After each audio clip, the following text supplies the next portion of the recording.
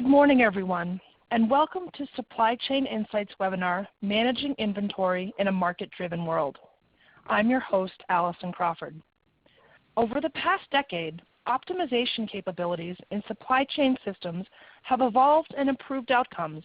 However, very few companies have been able to drive this across both inventory and supply chain costs. As a result, we find in our research that 9 out of 10 companies are stuck at the intersection of inventory turns and operating margin. Today, we'll discuss how to optimize your inventory management system and what steps you need to take to move past the sticking point. Before I hand this over to Lora, there are a few housekeeping items I'd like to cover. First, we're recording today's session and we'll be posting it to our on-demand webinar page on supplychaininsights.com. Please visit our website to listen to this or any of the other webinars we've recorded. Second, we'll send out the slides to all attendees within 24 hours of the conclusion of the presentation. Please feel free to share these slides with others in your organization, and if you have questions, please reach out to either Lora or myself to set up a private conversation. Third, we encourage everyone to ask questions about our findings. Please post to the Q&A or chat function to the left of your screen. We've left time at the end of the webinar to address all of your questions. Now let me introduce Lora Cecere, founder of Supply Chain Insights. Lora, I'd like to pass the presentation over to you. Well, thank you so much, Allison. You know, many people that are joining us today are getting a lot of pressure around inventory. And over my 12 years as an industry analyst, one of the things I've been studying is the evolution of supply chain systems and also inventory practices. And today I would like for us to reflect on what does a market-driven world mean, what is the shift in becoming a global multinational, what has that done, and what are the shifts that are happening in parallel in technologies offering us with technology improvement. So this is my background. I'm Lora Cecere. I write for Forbes. I also write a blog called The Supply Chain Shaman.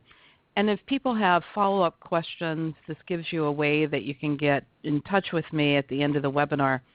This is part of our active campaign to try to help people to better use technology. So today we're doing a webinar.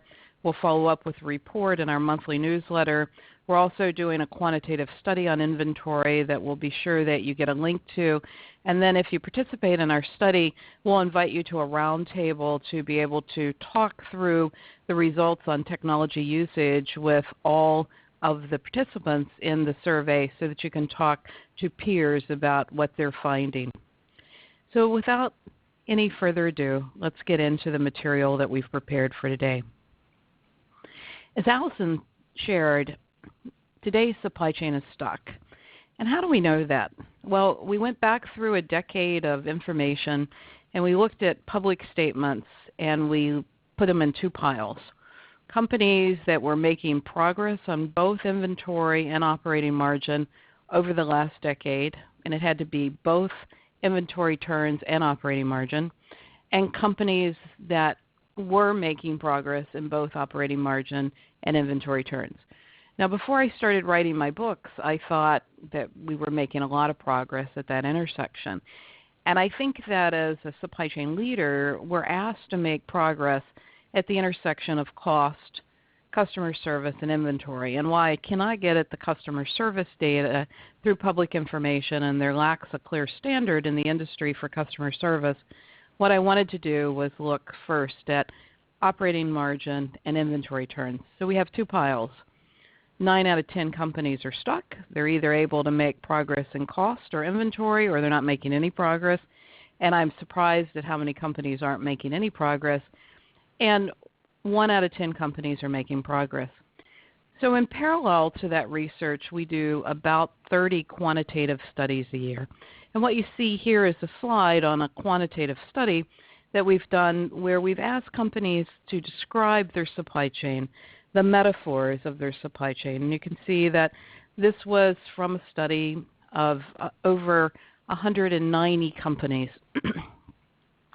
And we asked companies to really ascribe what best describes your supply chain. And you can see that many see it as traditional and tactical and cautious with room for improvement, but it's not very proactive. It's not very aligned. We're struggling with what does global mean, and in many cases it's not very controlled. You know, as we think about inventory, inventory is the buffer for the supply chain.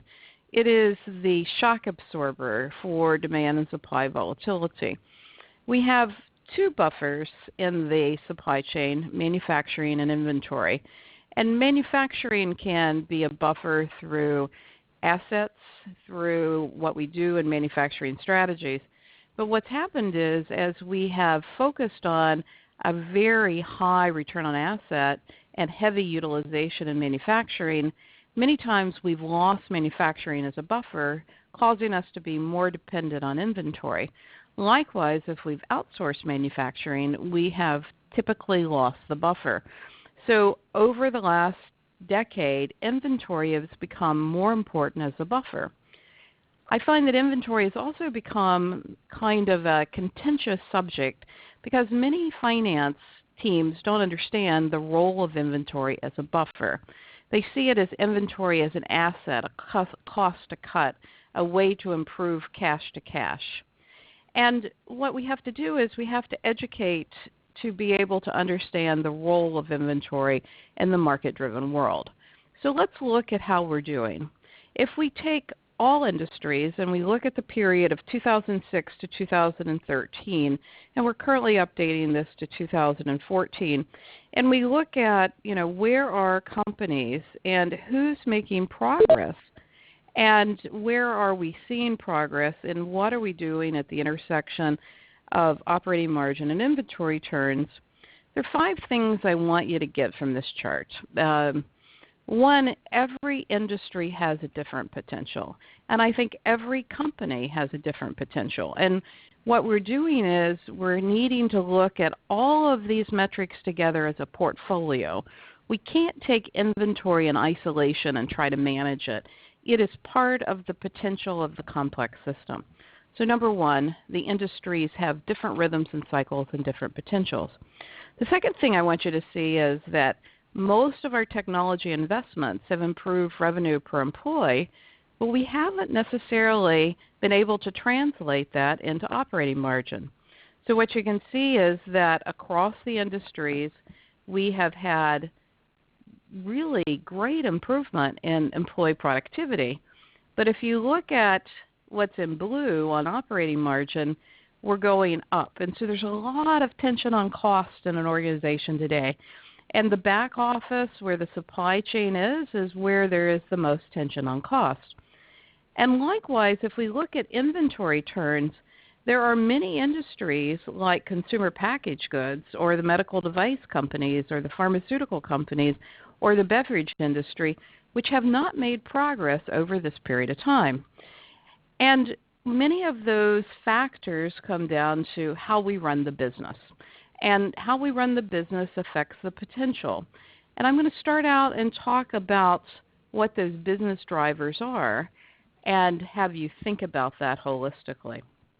So each industry is different in potential. We've not been able to translate revenue per employee to operating margin. There's tension at the intersection of operating margin and inventory turns.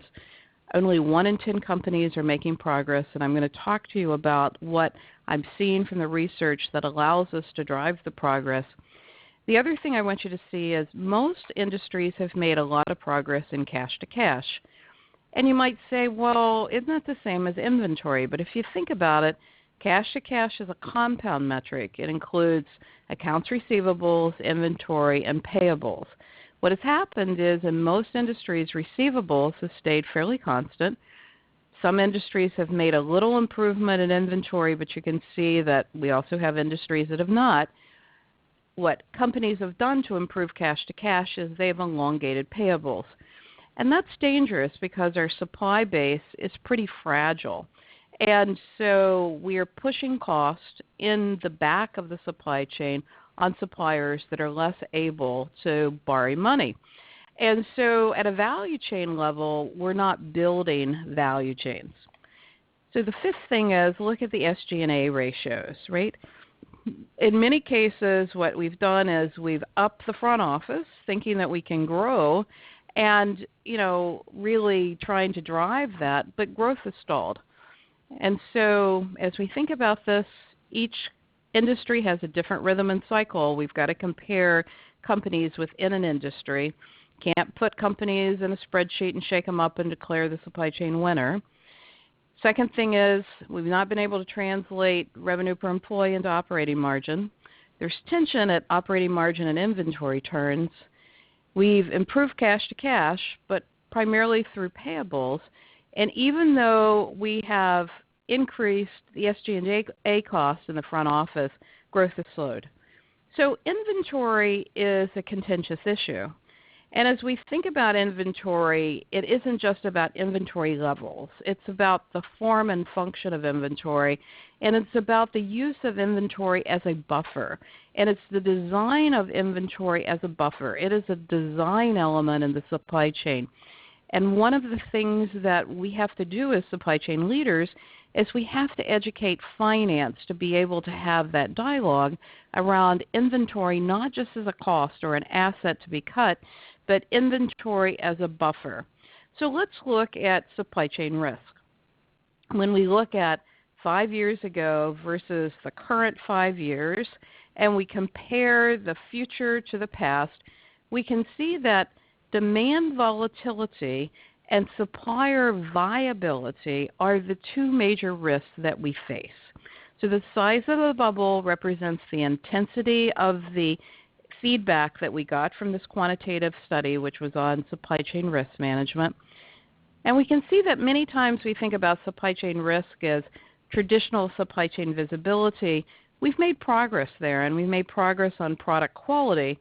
But the areas around supplier viability, we have a very weak supply base right now, and demand volatility are increasing. And inventory is an important piece of that. What's happened is as forecasting has become tougher, one of the things I'm studying is the forecastability of the forecast. It's harder to forecast. Demand error is growing.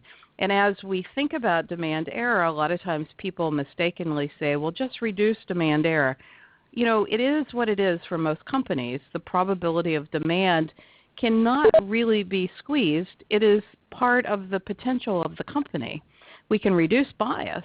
We can apply all of the forecasting techniques that we can to try to make the error as small as we can, but it comes down to that certain product lines are easier to forecast than others, which drives forecastability. And we've really got to look at what those drivers are. And demand volatility has increased. Supplier viability with the elongation of cash to cash and what we've done on inventory turns and the shifting of inventory is also an issue. So as we think about vendor-managed inventory programs and what we're doing around suppliers, we need to think hard as well. And operations complexity is also a major issue as we grow the global multinational. So why is it harder to forecast products today? Well, part of the issue is the long tail of the supply chain. The length of the tail is an important thing for you to measure as you look at the forecastability of the forecast and the complexity of the long tail. The longer the tail of the supply chain, the greater the impact on inventory. And the long tail is measured by looking at volume versus the predictability of orders coming in. So traditionally we had fewer items. We had high volume, and the orders were more predictable. They were coming in at a set frequency. As we've elongated the item master and we have grown channels and we've become global multinationals, we have increased the tail of the supply chain, which has made order frequency more sporadic and has given us more orders that are sporadic with lower volume. This increases the need for inventory at an inventory safety stock level, but also increases things like inventory cycle stock and production, and will also increase the need for inventory to support the business. So when we think about demand and we think about market-driven, I just want to go back through some principles because, we've always said that we were going to collaborate with customers and suppliers and we were going to reduce inventory. And I'm doing some work right now on multi-tier enterprise optimization, the ability to look at inventory levels across multiple nodes and to be able to look at how do we minimize the inventory between nodes or between trading partners. And I actually find that less than 5% of companies are deploying multi-tier inventory optimization 7 years after the introduction. So we've not made a lot of progress in thinking about the value network and thinking about multiple tiers of the supply chain and how we minimize inventory and create buffers in the value chain. Now, this is representative of a consumer value chain with a store, but if you are in a discrete industry, think about your channel, think about your end consumer. The bullwhip effect is live and well on all of our supply chains, and we've primarily automated the enterprise. We've primarily automated inventory levels in the enterprise, and we haven't been able to tackle the bullwhip effect where demand is amplified and distorted in every step and node of the supply chain, which increases the need for safety stock and also distorts the signal so that it gets more uncertain. Now, as we think about the basics of the bullwhip effect and the fact that it gets distorted, there's an opportunity for us to look at tools like multi-tier inventory optimization, to look at better demand sharing of data and use of that in the demand signal. However, if you've read my vendor managed inventory reports, you can see of 38 companies that I interviewed, no company is tying the vendor managed inventory data directly into the demand plan for the translation to the inventory plan. It is an opportunity. And as we think about suppliers, we need to think holistically about those supplier relationships and supplier viability. So what do I mean by market-driven? Well, I take the concepts of demand-driven to the next level, which is market-driven. Let me give you a little background from my perspective. And I've been writing around demand-driven concepts since I was first asked to do it in 2005 when I was at AMR Research. And when I first wrote about demand-driven, AMR had published the concept around demand-driven supply networks. And it was a supply chain that could sense and translate market signals in real time. And it was based upon work that had been done by Procter & Gamble in the 1990s that looked at shelf-driven outside-in processes to be able to be successful at 2 moments of truth. And the 2 moments of truth were, is the product available when the customer wants it, and was the customer delighted when they used it? However, this concept of outside in, is a new one, and it's one that people struggle with because our processes are inside out. We wait and we manage inventories based upon orders and shipments. And orders carry demand latency that is based on what's happening in order replenishment points with partners that are downstream. And our orders are distorted views of demand and not a good view of demand. And so our inside-out processes are assuming that the order cycles and that the order is representative of demand. It is not. And so as we get into more advanced optimization for pattern recognition of demand sensing or cognitive learning or multi-tier inventory optimization, we can cross over nodes and we can see patterns and we can translate what's happening in today's amplification and distortion of the demand signal, but we're not there yet. And then we continue to do work at AMR Research where we took demand-driven supply networks and we translated it to be a value network concept. And we introduced the concept of latency. And most people don't understand what demand latency is, but the greater the demand latency associated in the order, the more need there is for inventory because of the higher uncertainty, which translates into safety stock. Demand latency is the time that it takes for shelf takeaway to translate into an order. For a high turn item like Procter & Gamble Tide, that will be maybe 7 to 10 days from the time that it's purchased at the shelf to the time that the customer can send the order to Procter & Gamble. It's a high turn inventory item. Now, as Procter & Gamble elongates the item master, the demand latency will increase and the need for inventory will increase, which is not well understood by a lot of companies as they try to execute their growth strategy. But let's take an industry like allergen products. Let's say that you're working on over-the-counter drug products. Maybe you work at Merck or Bristol-Myers Squibb or Mead Johnson. Those products, the over-the-counter drug products, are more sporadic, and so the demand latency, and it's a much longer tail, can be 30 days, 60 days. So one of the first things to start with in your demand-driven journey is, what is the demand latency of my products? And the more that you have demand latency, the more you need to be looking at multi-tier inventory optimization, push-pull decoupling points, form and function of inventory, and the design of the networks and the use of more advanced analytical tools. Now, in my book, Bricks Matter, and also my book, Metrics That Matter, I introduce a concept of market-driven. And market-driven is different than demand-driven in that it is bidirectional, translating demand from the channel to the supplier, and then bidirectionally orchestrating back on a plan that is near real time to be able to align sell, deliver, make, and sourcing organizations outside in.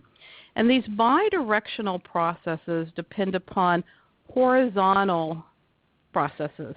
So we've grown up in functions, and one of the things that you're going to see is a characteristic of companies that are not stuck is they have source, make, and deliver reporting to the same organization, and that they're more aligned at the level of the commercial team, sales and marketing, with the operations teams. So as we orchestrate demand, we have to think about our demand shaping levers, what we're doing in new product launch, our marketing incentives, our sales incentives, our trade promotions, our distributor incentives, our assortment, our price, and our run out and obsolescence strategies, along with our market-driven orchestration levels, which is really price-to-price orchestration. So as supplier prices increase, we translate that into what we're going to promote. 59% of promotions are based upon history, not based upon current market. Alternate bills of materials so that we can look at what do we substitute. You know, we've got to start with our raw material plans and translate that back. Alternate sourcing, change in assortment, orchestration of product mix, changes in demand shaping strategies, and commodity hedging. So as we think about these horizontal processes to allow us to manage inventory, price, and volume together, we've got to think past our traditional functional orientation. So sometimes people will say to me, well, Laura, why are we stuck? And one of the main reasons that we're stuck is because we've had a functional paradigm. We've believed that if we were good at distribution and we were good at logistics and we were good at manufacturing and we were good at sourcing and we let each of these functions grow up to be excellent, that we would be able to deliver supply chain excellence. And it's absolutely not true. So as we think about the evolution of the supply chain and we think about the management of the functions and we think about managing the portfolio of metrics that include inventory, one of the things we wanted to do was to say, how can companies do it better? And one of the issues is that because companies today have a very project-based focus, they lose their way. They'll have hundreds of projects, but they will lack the understanding of supply chain excellence and the management of the portfolio as they go along. And so as a result, we find that improvement in inventory turns and operating margin will often happen for 2 years, but then they'll lose their way and they won't be able to continue. And it's because we have depended on a functional excellence paradigm or a project excellence paradigm, and we're not able to really drive the paradigm of moving inventory turns and operating margins together. So to do this, to really be able to manage inventory in a market-driven way, what we've got to do is we've got to recognize that the supply chain is a complex system with complex processes and increasing complexity. And we've got to look at how the changes in the business impact the business and the ability to do this. And so as we think about the concept of the effective frontier and the management of the portfolio, inventory is part of the cycle metric. It's part of the cash-to-cash metric. And there's tension between profitability and cycles as we think about functional excellence. The manufacturing line may want to maximize return on assets, which will increase inventory. Perhaps the transportation team will want to reduce transportation costs by shipping full trucks, which will increase inventory in transit. So these are very tightly interwoven metrics that we've got to really look at together, and we've got to look at the patterns. And one of the things we wanted to do was we wanted to say, does it matter? And so we started looking at what are the correlations to market capitalization. And you can see that days of inventory across the industries has a very high correlation to market cap, as does, the other cash-to-cash conversion areas. But inventory is where the battleground is. It's where finance wants to reduce the cost. People are frustrated that they haven't been able to make more progress in inventory, and it's where the battleground is. And so I want to help you with some perspective about how do you improve this in a market-driven world. One of the things we've been working on is really understanding where are companies. And, I talked about companies being stuck 9 out of 10 at the intersection of inventory turns and operating margin. One of the things we started drawing are what are the patterns. Now, this is the pattern of Wal-Mart. Wal-Mart's making the most progress in retail. And you can see that Wal-Mart is primarily improving inventory turns, but on average, unable to power operating margin. And when you look at this, the best scenario is really in this corner. So what you want to do is you want to be able to drive progress like this. You can see Walmart's not able to do that. Also, if we look at someone like Apple, you can see that Apple is making more progress on operating margin and, again, is not able to power towards the best scenario. This is an example of being stuck. Or someone like Dow Chemical that is at the same place in 2013 as where they started in 2000. This is often the case of what we find. And look at the pattern of how Dow evolved over the period, going on this circuitous route to be at the same level. There are more companies that look like this than, I'd like to admit. And it's because they're not clear on the operating strategy and they're not managing the supply chain as a complex system. Let's look at P&G. P&G was making progress on operating margin and then changed the course and started working on how they could improve inventory turns. But the underlying story at P&G is the fact that they increased the complexity with the item master, and when you increase that complexity, you've got to be able to test for what is that going to do at the intersection of operating margin and inventory turns. Okay, enough said. I've given you kind of the background. What we're doing is we're measuring through our supply chain index, through the orbit charts, how companies are doing, publicly held companies, on balance, the intersection of return on invested capital and growth, on strength, the intersection of inventory turns and operating margin, and resiliency, how tight the patterns are. And we'll publish this data in August, and then we'll also be working on our supply chains to admire work, which will look at how companies have done in performance and how they're driving improvement. And inventory is a big piece of this. And, so we're looking at the combination of operating margin, inventory turns, or return on invested capital, because we can get to the data easily and we think it represents the effective frontier, the ability to balance these metrics together.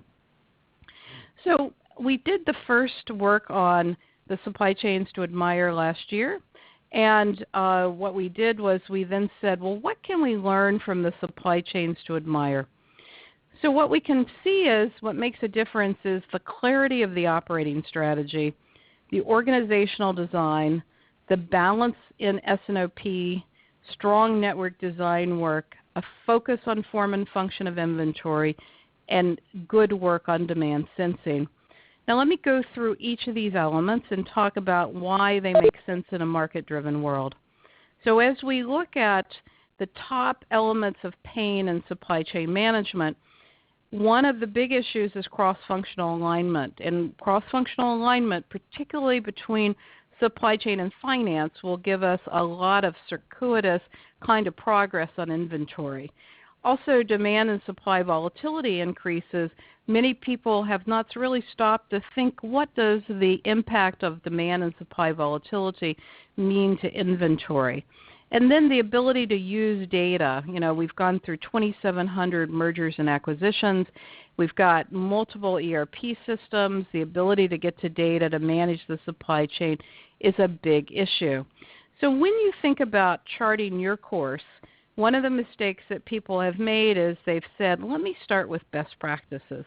And I'm going to encourage you to not do that, because I don't think we have best practices. I think we have emerging practices.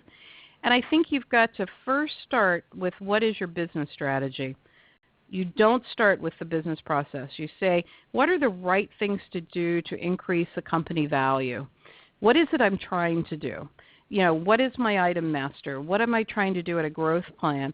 And then you look at what are the right plays to really drive the operating strategy. And part of the issue that, you know, it comes into inventory are really with these three boxes. How do I align the demand relationships? A lot of times people are participating in vendor-managed inventory. They'll get forecasts, but they don't hold their partners accountable for forecasts. Many of the forecasts are bad. They don't use the vendor-managed inventory data. They don't use the channel data. We see that 9 to 10% improvement can be had at inventory levels when channel data is used. The other thing is they don't rationalize product platforms. The increase in items is a big driver on inventory. And as we think about item rationalization and product complexity, that's part of the complex system. And then designing the network to be able to look at form and function of inventory and to be able to look at push-pull decoupling points, and building the human systems to be able to drive that understanding and aligning the supplier base. These are all things to work before I go to the process. And what I'm going to do is I'm going to give you some background. So, you know, people will say, you know, I've got a supply chain organization, and I'll say, well, how do you define the supply chain organization? They'll often look at me like, aren't I the dumbest analyst in the world? But every company has a different definition of supply chain. We find on average 7 functions report through the supply chain. When you have source and make reporting through the same organization, you will have a characteristic of making more progress at the intersection of operating margin and inventory turns. There's more of a functional view of end-to-end and the ability to make trade-offs. When you've got a formal supply chain organization that is more mature, you will tend to be able to do that. Now, sometimes people say, well, I'm going to create a center of excellence, and the center of excellence will solve the inventory problem. Not true. We find that about a third of companies have a supply chain center of excellence, but only 50% say it's effective. Inventory is about managing the potential, designing the buffers in the system. It's not something that I can give to a group that's not actively managing these processes. The other thing we find is that when the organization is aligned at the intersection of sales and operations planning, sales and operations, as you can see here, it is the biggest gap, we will find lower inventories and better success on the forward movement of operating margin and inventory turns. The other thing that we will often find is a gap between operations and finance. And you'll see that through network design and inventory strategies, many times these gaps can be closed. The other thing is where there is balance in S&OP, which only about 22% or 18% here can be 20, can be 22%. We've seen this to be a little variable in our studies, but by and large, it is 18 to 20% of companies are balanced in S&OP, where the focus on S is equal to the focus in OP. The balance in S&OP is a maturity level. When we're more balanced in S&OP, and we actually did some regression work, we looked at which companies were balanced and how many of the companies had a positive change in inventory and how many did not. So let's just take a look at this data. We first started with sales and operations team alignment. And when we had alignment, we had a higher change in inventory turns. So when there was alignment, 49% of the companies had a positive change in inventory turns. In other words, they were going faster. But when we did not have alignment, we found a discrepancy, and it's actually statistically significant at a 90% confidence level. The other thing we find is that many times companies will have a center of excellence. And if we look at a center of excellence and we look at performance and we look at importance, you can see that often the work is around bricks and mortar. It's around where should I have my nodes? How do I model metrics? How do I best do supply planning? But inventory strategies tend to be lower performing. And one of the issues that I think people miss is the use of modeling tools to be able to model inventory strategies and looking at form and function of inventory. And that's one of the big ahas I want you to get out of this. And the lack of talent, because we really got to train people. And you can see the horizontal processes over here, which is sales and operations planning, revenue management, supplier development. We're doing a much better job on physical network design than we are on inventory and the building the talent and bringing it into horizontal processes. So this is the work on the supply chain centers of excellence and what they're doing with network design. And you can see that almost all of it, and this is a recent study, it's one that I'm writing on right now, almost everyone is focused on sourcing manufacturing footprints, distribution facility footprints, transportation routes, but being able to get to cost to serve and inventory optimization is something that fewer companies are doing in flow path, and they're not really confident at this. And let's talk a minute about what do I mean by form and function of inventory.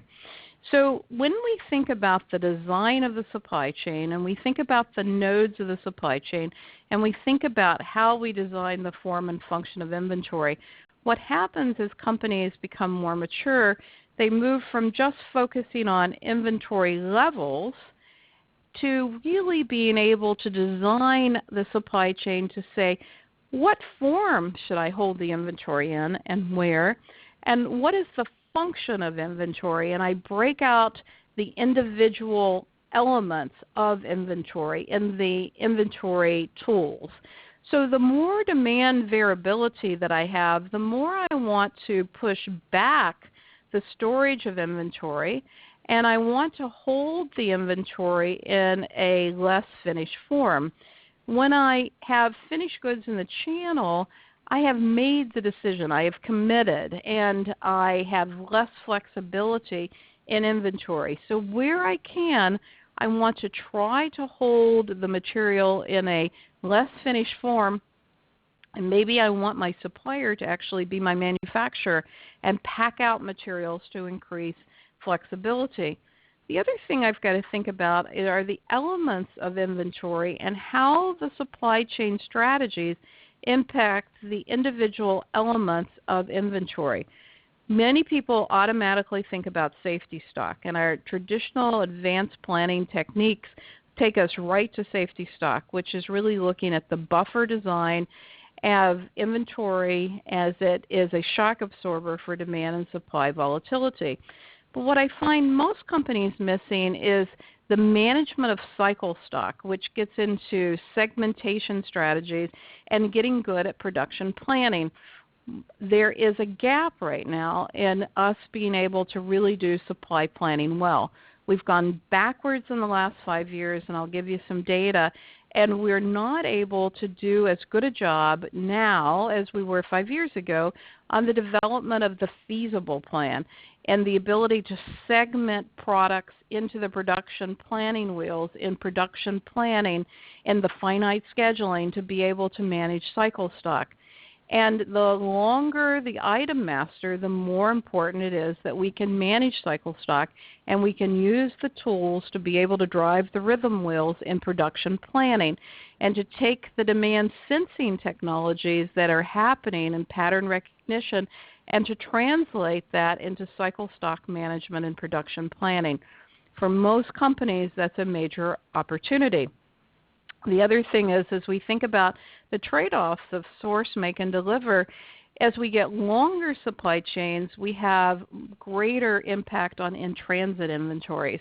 With the issues that we're having at the ports and the issues that we're having in transportation, in-transit inventories are growing, and most people are not looking at the trade-offs between cycle stock and transit inventories, safety stock, and being able to make those choices and having an educated discussion with finance about what's happening in the business that is impacting those elements of inventory. And that's an important discussion for you to be having on those horizontal discussions in sales and operations planning. In addition, the ability to plan seasonal inventories or to be able to plan new product launch, the average forecast accuracy of a new product launch is really bad. Most companies will run a demand error of 80 to 88%, which is really not good at all. So if you're really focused on new product launch, you've got to reduce the bias, and you've got to open up channel visibility to tell you when to make that second production run, and to be able to tie that to your growth strategies to use channel data and build outside-in processes to manage seasonal and new product launch inventories. And then there's SLOP, right? Slow and obsolete, and are we able to actually push that through in demand orchestration to be able to get the SLOP moving through the supply chain so it doesn't become like bad cholesterol clogging up our inventories. If you don't leave with anything else out of this call, inventory is the most important buffer of the supply chain. It is the shock absorber, and we've got to think about inventory beyond inventory levels to think about form and function of inventory to be able to make it the right buffer in the design of the supply chain. We've got to think about our network design processes coming down into our horizontal processes of revenue management, sales and operations planning, supplier development, and think about how we blend our collaborative processes with customers and suppliers into the form and function of inventory. Now, if you follow my writing on the Supply Chain Shaman, I've been doing quite a bit of work around the evolution of demand and supply planning technologies and where that has actually given us value. And if we think about demand and supply variation and the fact that it's grown, and we think about the evolution of planning tools, which most planning tools have very simplified optimization, deterministic optimization, which is not able to really deal with the variability that we're seeing. We need to layer on an inventory management tool on top of the traditional advanced planning system to be able to design the shock absorber. And where we can, we need to blend these with design tools like Logic Tools has just been bought by LlamaSoft. JDA has a network design tool. We need to be able to actively design the inventory buffers. But one of the issues that happened is in the 1990s we had the focus on best-of-breed technologies, and these grew up on architectures. We went from mainframe to client-server, which are now moving to web-based tools. And these best-of-breed technologies were really very industry-specific. They came from very industry-specific data models, and even though they need augmentation in inventory, they modeled the supply processes better than what we saw grow up in the ERP expansionists. So the ERP expansionists are companies like Oracle and SAP that built tools that were designed to tightly integrate with ERP. And what we wanted to do was we wanted to find out where companies were getting return on investment. So this is a study that we did, It was of 93 companies across 183 instances, and we wanted to compare return on investment and cost versus budget and speed versus plan and time to implement and who implemented to the satisfaction of planning tools. One of the things we've found is we've gone backwards in the last decade. The tightly integrated SAP and Oracle systems are now deployed in about 70% of implementations. And what has happened is we've gone backwards. People are less satisfied with the tools. There's a lower return on investment, and we're running the supply chain with an Excel spreadsheet. And you can't model the effective frontier with an Excel spreadsheet. So if you have an ERP expansionist tool, SAP or Oracle, it's even more important that you augment with network design and multi-tier inventory optimization tools. And I will be writing an evaluative framework report that we'll publish in our newsletter this month on the inventory technologies. The adoption of these inventory technologies has not been as high as we had originally thought. They were overhyped and then underdeployed because I think as we went to the race of implementing SAP APO or the Oracle supply chain systems to be able to get a tightly integrated system, and we went through mergers and acquisitions, we lost a lot of basics of planning. But what we have in today's planning tools is lower satisfaction and less ability to deal with inventory as a buffer and the greater the need to augment. So I hope this helps. You know, as you think about inventory in a market-driven world, one of the first things you've got to start with is clarity of operating strategy, help the organization to embrace the design of inventory as a buffer, understand demand latency and the impact of demand latency, and manage this as a portfolio. The second thing is think about your organizational design. Companies that are able to move up that operating margin inventory turns have source, make, deliver reporting to the same organization. They have shared metrics. They have balance in S&OP. They're good at network design. They focus on the form of function of inventory. And they use channel data. They apply new analytics to improve through demand sensing. And I didn't actually share that slide, but on average, the companies that are using channel data and deploy demand sensing will see about a 9% improvement in safety stock. So with that, Allison, let's see what questions people have for us. Great. We have quite a few in queue already, Lora. So the first question we have is it possible to say that there is a difference between demand latency of an MTS product and an MTO product? Yes, there is. So an MTS product is a make-to-stock product, and an MTO product is a make-to-order product. And the demand latency of the make-to-order product is the latency to really translate the order into action in manufacturing. And so the demand latency is very different. The problem is most people cannot actually drive a make-to-order process because they lack the manufacturing scale to be able to do that. The make-to-stock products will have typically a different latency. I hope that helps. Okay. The next question we have is, define alignment between sales and operations in S&OP. What is alignment? Yeah, so in our surveys we ask what defines S&OP alignment. Let's go back to that question so we can look at how we actually drive this response.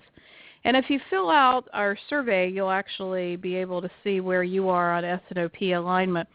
So here's the survey question that you can see is the ability to balance the S with the OP. So it's asked, you know, in your organization, is the focus on sales equal to the focus in operations, and how aligned are you? And then this question, which is also an alignment question, we ask, how aligned do you believe that you are to these teams on a scale of 1 to 7?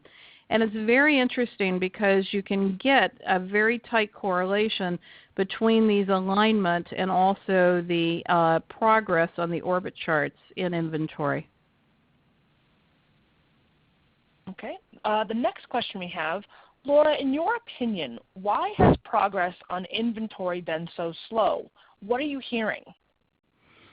Well, I think one of the things that is very frustrating is that there's been so much change in what we're doing, whether it's demand volatility, forecastability, changes in the item master, changes in the node, the rise of the global multinational, that people haven't actually stepped back and thought about all the changes that have happened over the last decade and what the impact is on inventory. Instead, what we've got are a lot of naive approaches where we may say, the inventory averages in one company versus another industry, or perhaps we have, well-intentioned consultants come in and give arbitrary targets. We've really got to go through a methodical approach to look what the business changes have been and what the right levels of inventory are for that business. And that's tough for people to do, and it requires modeling. Does that help? Yep. Waiting for a response on that. In the meantime, we have actually a two-part question coming in. The first part of the question was, can you comment on the DDMRP demand-driven tools as an inventory buffering technique? So the demand-driven requirements approach that's being questioned is really driven by the Demand-Driven Institute.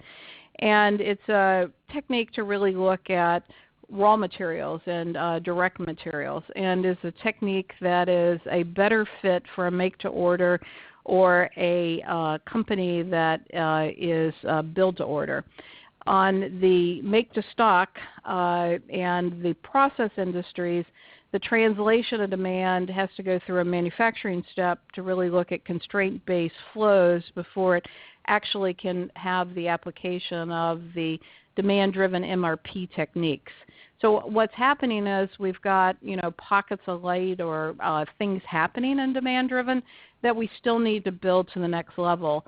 So I think the demand-driven MRP techniques are promising for build-to-order and design-to-order, but not really ready for make-to-stock. And the follow-up part of this question, Lora, was how does a company using a Tier 2 ERP get a handle on what tools to use? Well, I think no matter what ERP you're using, the integration of inventory techniques with deeper optimization can easily be integrated into a Tier 2 ERP and the use of design networks. And I would encourage the person asking the question to read my report to get a feel of which inventory tools have the highest satisfaction with the references. All right. And Roberta, if you have any additional questions on that, please feel free to reach out to me directly. Another question we have in queue, Lora, is on the company performance sheet, most of the company's operating margin increased over time. Isn't it good along with productivity? Yes, it is, if it is in a consistent way. So as long as it's consistent and it's controlled, that's a good thing. Okay. Another question we have in queue. How to deal with demand variability in raw materials? Can you explain better how cycle stock works for this form of inventory? So, in raw materials, we've got to first decide the bill of material and the alternate bills of material and what we're doing there in the translation of demand, which gets to the orchestration. And, what's happening is usually a pull against many items. And so what we've got to do is try to reduce the amplification of the translation of demand to that, which is really getting good at production planning and the translation of production planning to raw materials. All right. We have two more questions in queue right now, Lora. The next question we have is, I agree with you on the importance of supply chain design and modeling. However, my observation has been that there may be just as much as a 20% inventory benefit just from doing the right math on safety and cycle stock in today's supply chain design. How have you observed this in your research? I think it's based upon the maturity of the company. I smiled when I got this question because the person asking the question has very different levels of maturity across this organization. And if a company has done a good job on the implementation of conventional advanced planning systems, so they're good at cycle stock and production planning, and they're good at management of a constraint-based tactical supply plan, they're probably doing a pretty good job on the management of cycle stock. However, most companies have gone backwards there. If they're doing a good job there, the next level is the real design of form and function of inventory through design. So they go hand in hand, and it really depends upon the maturity. Okay. The last question we have in queue right now. How come less than 5% of the companies have deployed multi-tier solutions? I think we're stuck, right? We've been so busy in so many things, right? Mergers and acquisitions, deployment of the new APO tools, the rollout of maintenance for the advanced planning tools.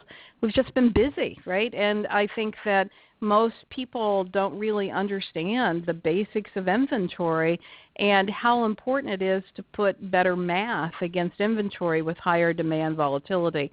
I think we also have, some misconceptions like things like one number forecasting or, let's just work the forecasting process harder and it'll get better. I think there's minimal returns to that. I think we've got to accept the probability of demand and put math behind it. And, people are still struggling with some of those concepts. Not sure if you want to tackle this. If it's a follow-up question, how would you suggest people unstick their supply chains? I don't know if that was already answered or not. Yeah, well, I had done that through, clear on the operating strategy, just don't default to best practice, or a discussion on process. Really think about what's driving inventory and what's driving costs at the intersection of operating margin and inventory.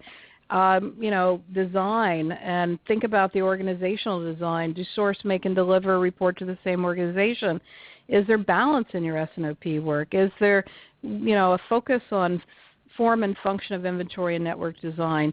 Have you deployed demand sensing technologies? And, Allison, I just want to talk a minute about, some of the things that we're trying to do to help. We've got our conference coming up in September where we're going to be talking about, centers of excellence and new forms of analytics and, how people can embrace the global multinational.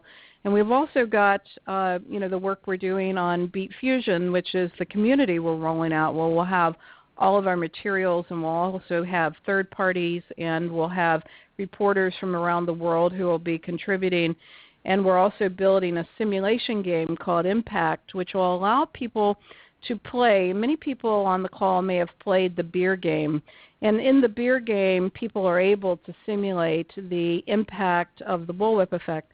And the game Impact, which we'll be playing at our conference, there'll be a team that will be inside out, which will really be playing based upon visibility of orders and shipments, kind of the conventional supply chain. And then there'll be a team that will be playing with channel data and will be actually playing with outside-in processes. And this discrete event simulator is built on AnyLogic, and the teams go through 10 rounds where the inside-out and the outside-in team play against each other. And at the end of that, you see the impact on market cap, inventory turns, lost sales, etc. And it's my hope that this game will help people to understand the need for more advanced math, multi-tier inventory optimization, the use of channel data, because a lot of times people say, well, what is the return on investment? I need a defined ROI to be able to define outside-in processes, and I don't have it. I just know that companies that are better at the intersections are doing these things, but I can't attribute a certain percentage to certain projects. But it's my hope if people can experience outside-in processes, we can move along. And so that's my hope. So I want to thank people for joining us on our webinar today. We're busy getting ready for our summit, getting ready for our community, building our game, but we always love hearing from you around the reports and the research, and I appreciate everyone that has participated in our research. You give to us, we give to you. That's our philosophy. Thanks for joining us on our webinar today. Great, thanks, Laura. And just a reminder to everyone on the call, we will be sending out the slides to everyone within 24 hours when we hang up. So please keep an eye out in your inboxes for that. We'll also send the recording link if you'd like to share this content with anyone else in your organization that wasn't able to join and have questions. We do encourage you to reach out to either Laura or myself. We are here to help, as she mentioned, and we'll be happy to set up a private conversation. And again, I want to echo Laura's invitation to Summit. We're looking forward to a fantastic event in September and hope to see you all there. So thanks again, everyone. We will be doing another webinar in a month's time, so please take a look at our website. You can see all the upcoming webinars, blog posts, and research at www.supplychaininsights.com. And we encourage you to join our LinkedIn community as well as follow us on Twitter. So thanks again, everyone, for your time, and we look forward to helping you with all of your supply chain questions going forward. Have a great afternoon.